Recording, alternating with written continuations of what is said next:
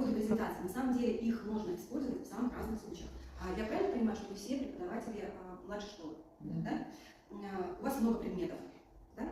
И если у вас, допустим, нужны какие-то подсобные материалы по математике, по литературе, я не знаю, даже вот гимнастику на перемене встать, сделать детям, глазами похлопать, ногами потопать, это все можно сделать очень быстро с помощью презентации. Наглядно, красиво и на уровне профессионала. То есть складывается ощущение, что как будто бы с вами поработал дизайнер, а на самом деле вы сели, за 5 минут все сделали.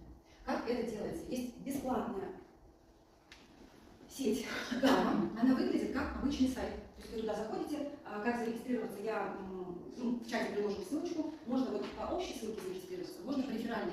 По реферальной ссылке там будут дополнительные кредиты, чтобы вы могли больше сделать презентации в месяц. Обычно при регистрации дают 400 кредитов, это в общей сложности где-то 10 презентаций по 10 слайдов. Это на месяц. Так у вас будет порядка 600 кредитов. Значит, регистрация простая, через e-mail, нужен единственный e-mail на Google.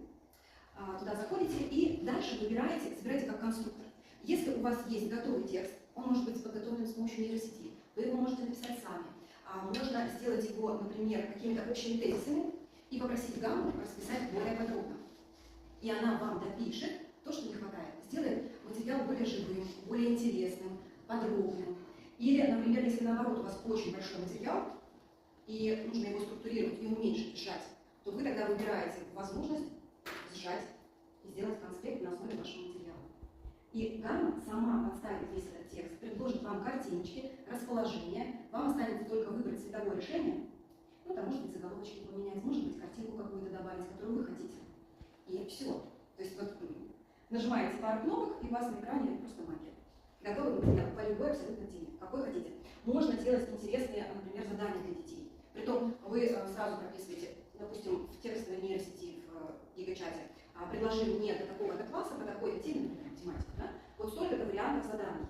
Пример ей даете, а вам нейросеть выдает сколько там надо, 4, 6, сколько вам надо. А дальше вы каждый вариант оформляете с помощью вот такой красивой штучки и, например, даете ребенку как доп. Задание. Там, не знаю, на дополнительную оценку. Что вы хотите. То есть здесь полет и творчество невероятное. Так. То есть вот здесь пример запроса, как это может быть для такого-то класса. Расскажи применение части речи для детей, такой-то возраст. Значит, можно редактировать. То есть когда вы создали уже презентацию, вы позже можете зайти и что-то дописать, что-то переделать, пересохранить и использовать снова и снова и снова. Особенно если, например, вы делаете, допустим, что-то для конкретного